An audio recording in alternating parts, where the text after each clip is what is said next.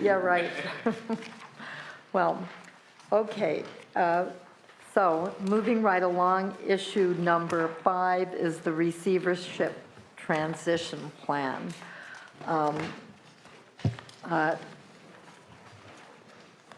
Who's presenting that one? Ms. Hayhoe. Joyce Hayhoe with California Correctional Healthcare Services. The receiver apologizes. He was ill this morning, so he can't make it. And he wanted the members to know he's available to follow up if you have anything that you need.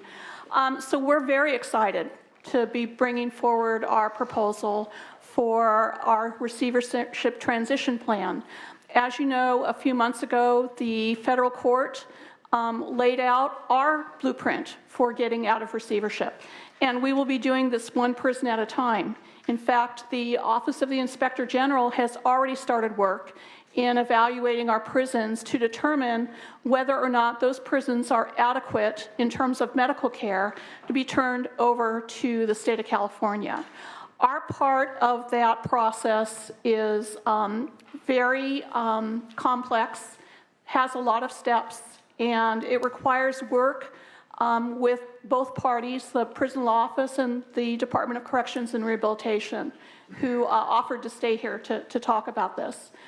So we are asking for a modest increase in staff to take care of all of the workload associated with transitioning healthcare back to the state of California.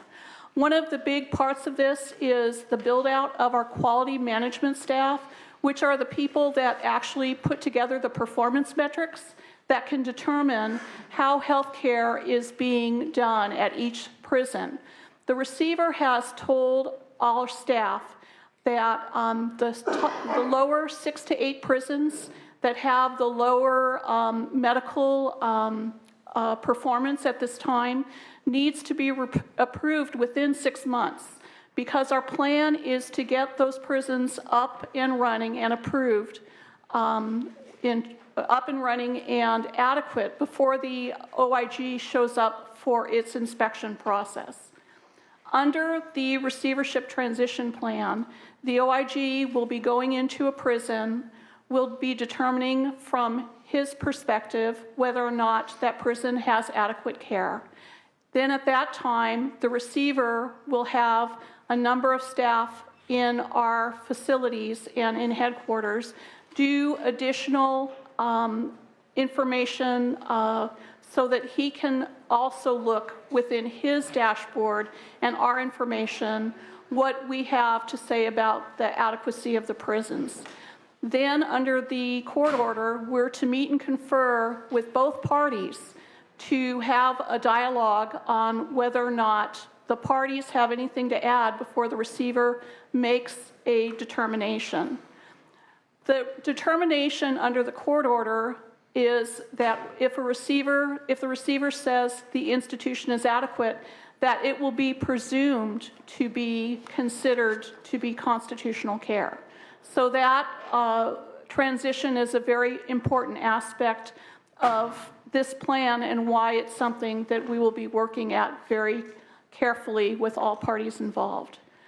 In addition, under the court order requires us to do a monthly plan to the court reporting on all aspects of prison care that have already been turned over to the state of California, so that there is an open and transparent document that discusses how the state of California is doing in managing health care on its own. So we will be doing that and on a monthly basis, and under the court order, once the last institution and the programs are transferred to the state of California, we'll be there in place for an extra year to monitor everything. And I'm ready for any questions. Well, LAO, any comments? We don't have any concerns with this proposal. Okay. Finance? I'm concerned, if you could talk a little bit about the quality management program and why it needs to expand so much, because that's what the bulk of the additional positions are for. Right. So right now, we have quality management, a small quality, not a small, but a quality management unit within our headquarters.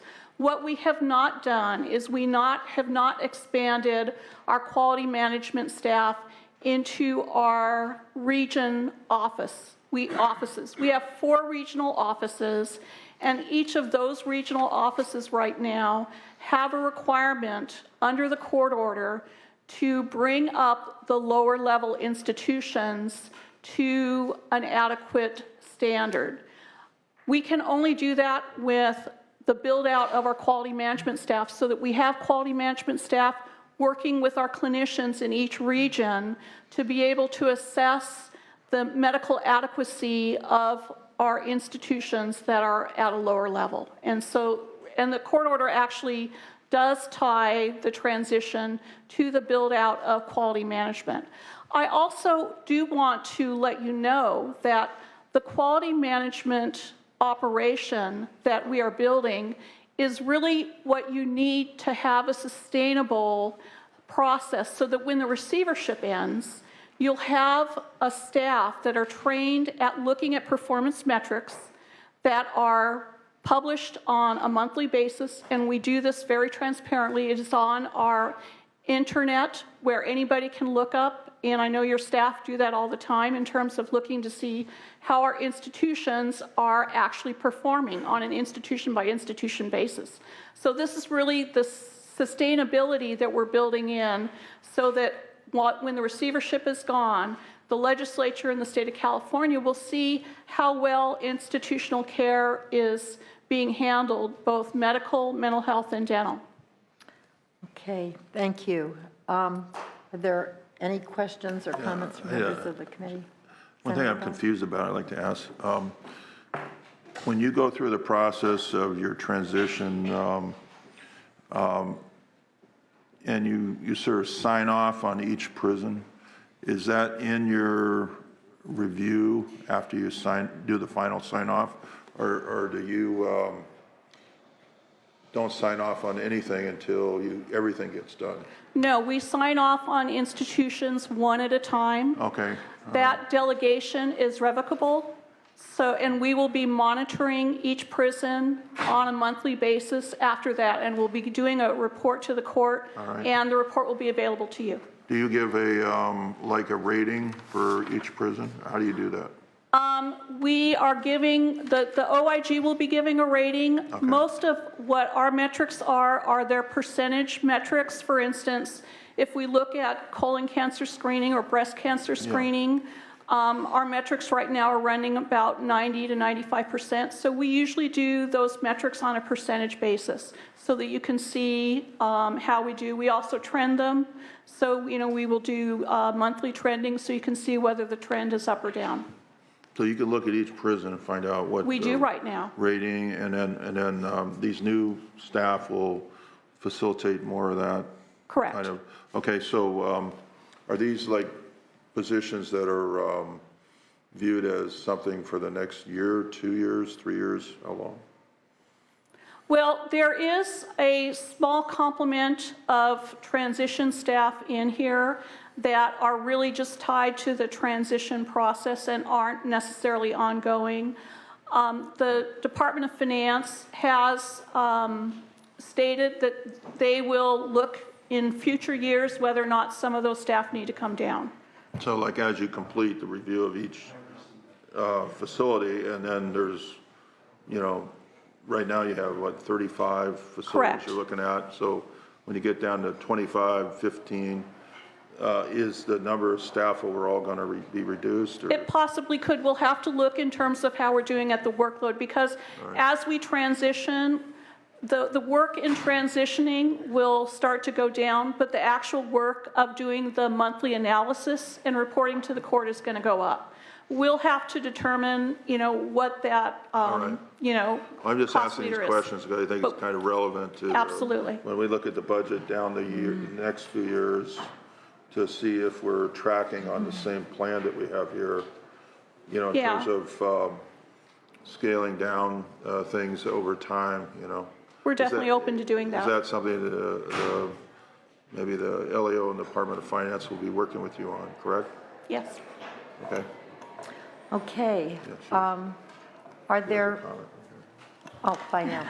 Tabitha Stout, Department of Finance. Regarding the transition staffing, our plan is to wait until the transition has occurred because there's a year monitoring once the transition is complete. Yeah, I And then understand. after that year monitoring to take a look and see what the level of staffing required going forward is. Yeah, so like you give them the green light and then you have a year of monitoring. And is the monitoring cost less than the review cost? So it's not as expensive to monitor something? Well, as it would is- still be the monthly reporting, which is what Yeah. most of these resources are for. And so we would wait until the end of that monitoring to take a look once All right. it's Well, I been think that's final. where they're looking at, okay? So I'm just raising these issues. Because I think it sounds like over time, this is going to be, it should be scaling down over time. I don't know how fast, depending on the extent of your monitoring and your results Correct. that are going to come out, so. Okay. Are there any comments from the public on this? Seeing and hearing none, the motion would be to approve the governor's January budget proposal and the May revision augmentation. So moved. Okay, moved. Please read the roll. Madam Chair, Aye. Senator Anderson, Senator Bell. Thank you. Issue 6 is hepatitis C treatment. An increase of $51.8 million this year and $60.6 million next fiscal year for the cost of providing inmates with new hepatitis C treatments. Department? Yes, Receiver? Joyce Hayhoe, California Correctional Healthcare Services. As we all know, it's been in the news that the new Hep C treatments are extremely effective, but they're also extremely expensive. And what we've done in our institutions is we have put out a proposal for how we are to treat our long-term hepatitis C patients, keeping in mind that hepatitis C and the diseases that result from this can be a slow-moving disease, so that we don't necessarily need to treat everybody right now with the expensive drugs, but we do need to treat those that are experiencing severe liver disease. So our proposal is to provide treatment to those inmates that have severe liver disease and treat inmates with lower level instances of Hep C with other alternative treatments. Any comments, LAO? Finance? We would just like to note that the governor's budget included the reserve of $300 million general fund for the treatment of hepatitis C, and this is just putting the funding into the respective departments' budgets. Right. Right. On that note, are there any comments from the public on this item? It's basically an allocation of existing money, as finance has pointed out. Senator Bell. Can I ask a question? Have there been any incidents where officers or staff have been infected by inmates? I call it an attack on the staff with hepatitis C, fluids. I'd just say anecdotally, yes. I mean, our staff have got into gassing situations Yes. but I don't have any specific information on that. But Okay. yes, All staff right. have been infected with that. Okay, disease. all right. And how many cases are there in the state prison system? Hep C? I'm sorry, I'll have to send that to you. I don't have it on the top of my head. Yeah. The money is to treat, I think, approximately 1,000 inmates with Okay. Hep C. But I do have numbers back in my office. We have a breakdown of how many inmates are infected with the Hep C virus, and then how many are experiencing symptoms, and I can send those to you after the hearing. Okay. Yeah, I'm very interested in this. Madam Chair, Yeah. I had a friend that worked in Santa Clara County Department of Corrections and was, I guess, gassed or whatever with Hep C, and he passed away. Oh, because of really? it, yeah. Yeah, So it's a deadly disease and especially dangerous to the staff, right, right. you know. I think, I think we need to the treat whole these. committee would welcome getting that data Yeah, I'll send it to everyone. because we know this is something we have to do.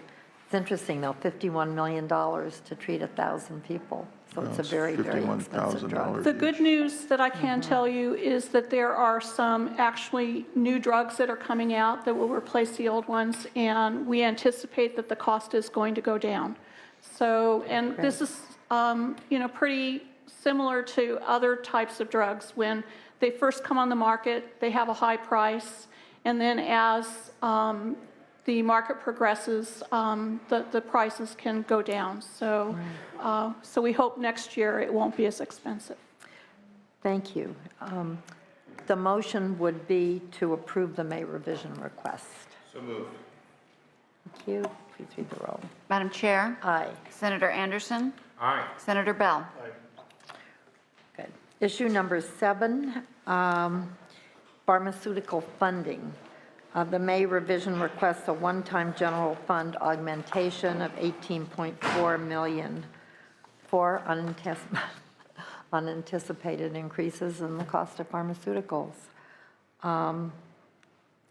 Department or? Yes, receiver? so nationwide, we have seen an overall rising in drug costs by about 18% throughout the nation. And so the unfortunate part for us is that even though the inmate population is decreasing, and we actually have a decrease in drug usage in many of our drugs, the corresponding increases to our pricing has caused our prices to rise. The proposal talks about the fact that 110 of our medications that we use has more than doubled, and that we have 5 medications that have increased 20-fold. Some of the increases that we've seen are in some of our drugs that we use quite a bit. For instance, Lantus insulin is a drug that we use significantly, and that has increased 37%. Depakote, which is a drug that we use for mental health issues, we've actually decreased writing prescriptions for Depakote by 5%, but the actual cost for Depakote is increased by 118% this year. So we really are, and this is something that we don't necessarily can't anticipate. Yeah. It's not anything that we know about, and so we're before you to let you know that our funding is, more funding is necessary for our drug costs. Right, thank you. LAO? We haven't raised any concerns with this. Finance? Yeah. Are there any comments from the public on this item? Comments or questions from members of the committee, or a motion to approve the May revision request? Madam Chair, Aye. Senator Anderson, Senator Bell. Okay. Issue number 8, correctional officer selection and employee development. The May revision includes a proposal to reduce the Correctional Officer Training Academy from 16 weeks to 12 weeks, remove the requirement for an additional 4 weeks of institutional training, and reestablish the Commission on Correctional Peace Officer Standards and Training. Department, So, Madam Chair, the department has been in negotiations with CCPOA. Over a several-year period, the Unit 6 members did not have a direct participation in our training curriculum at the academy. C-Post was deactivated and moved around from various departments. In 2012, there was legislation that required the department to reinstitute C-Post and had that field training officer component. The department's been in negotiations with CCPOA, who's agreed to go from the 16 to 12-week academy that will address our officer vacancy problem much quicker. And it also gives Unit 6 members who are actually out there doing the work an opportunity and a voice in our training curriculum. We've additionally addressed the expanded language to include that the Department of Rehabilitative, or the Department Division of Rehabilitative Programs will have it be a management member on this board so that we can capture the rehabilitation component and emphasis that the department has adopted. So we feel that the proposal is a good step forward in addressing our training needs going forward as required by that 2012 legislation. Okay. Could you just go over for me who is the additional person and how will that person be selected? There's 3 management members Yeah. and 3 Unit 6 members that will be on this board, and they will evaluate the curriculum and the standards. The department previously had a representative in statute, which was a management position of either management or DJJ. We've expanded that to include the Division of Rehabilitative Programs. And we're appointing the superintendent to that management position is our intent, so that we will have some, additional expertise, not only in the rehabilitative programs, but in the academic review of our curriculum. And as I said, we're getting the added benefit of having the staff that are actually doing the work at the table, helping us develop this curriculum. Okay, thank you. LAO? Thank you, Madam Chair. We think that there is merit to the concept of having an oversight board to monitor and develop training for our correctional officers. We see that as an important goal. However, we do think this proposal could be modified to improve it.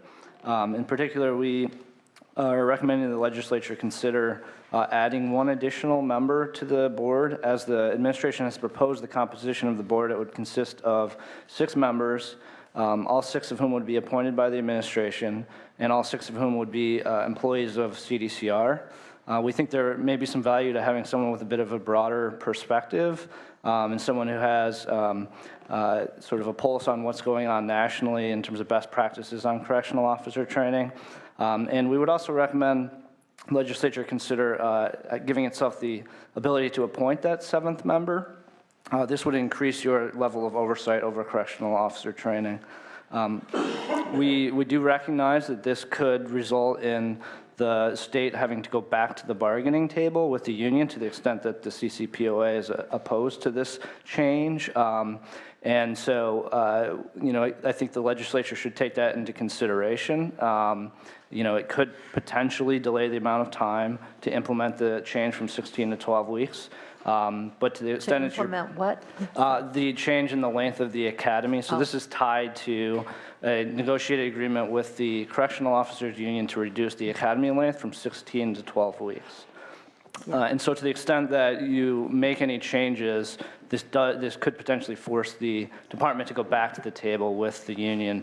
And so it could delay the time to implement that change in the Correctional Officer Training Academy length. But if it is your priority to change the composition of the body, it certainly is within your authority to do that. Okay. Thank you. Finance? We would just like to note and give a reminder that this was originally a 2014-15 BCP, so it was planned to transition to the 12-week academy long ago, over a year ago, and it's been a long process, and there is an agreement to transition based on the framework that's been submitted in the BCP. So as the LAO indicated, any change like this would require the department to likely go back and bargain this change with the bargaining unit, and the department may be in a better position to speak to the concerns with that. We have a negotiated agreement with the union. I think they would consider this a substantive change. We're due to go to a 12-week academy in July, so we've been working towards that. I believe we would have to go back to the table as we are changing our agreement with the union. Okay.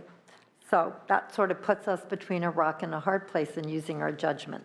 But let's think about it, and we'll hear from Mr. Brown as well. Okay.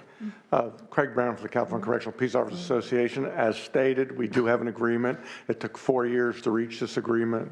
We really have no interest in going back to the table and starting over. We'd like to see the agreement approved as is, let the 12-week academy go.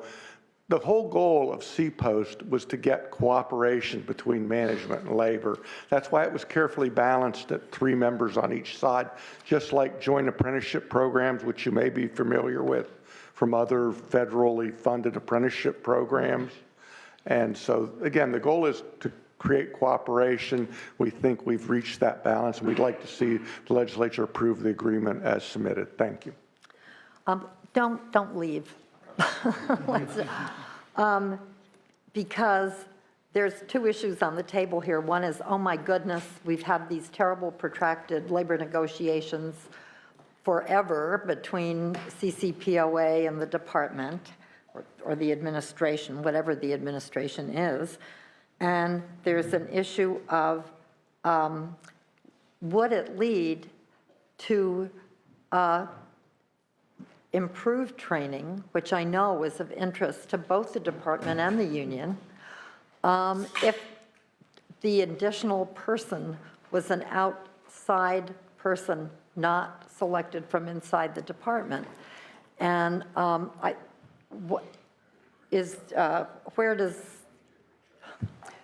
who doesn't want that and why? I don't think that anybody doesn't want that outside involvement, and there's nothing to stop the department and C-Post from seeking outside counsel. I think what we're saying is that we've negotiated over a long haul, as you've said, to strike the balance that Mr. Brown is talking about, and that to, at this point, insert a 7th member and determine, how they vote and all of those things would not be the deal that we met with CCPOA.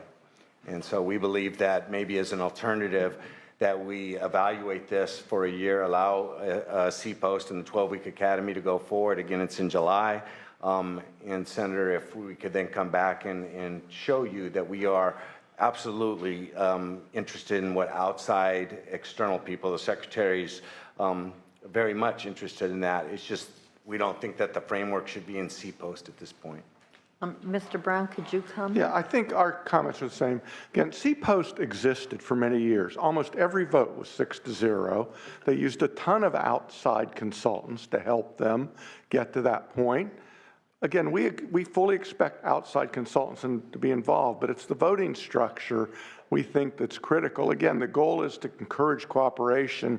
The best way to have cooperation is to have equal votes on each side. And so again, we're thrilled to have outside people come help. We've encouraged that. We've brought outside people to this group at our expense in the past.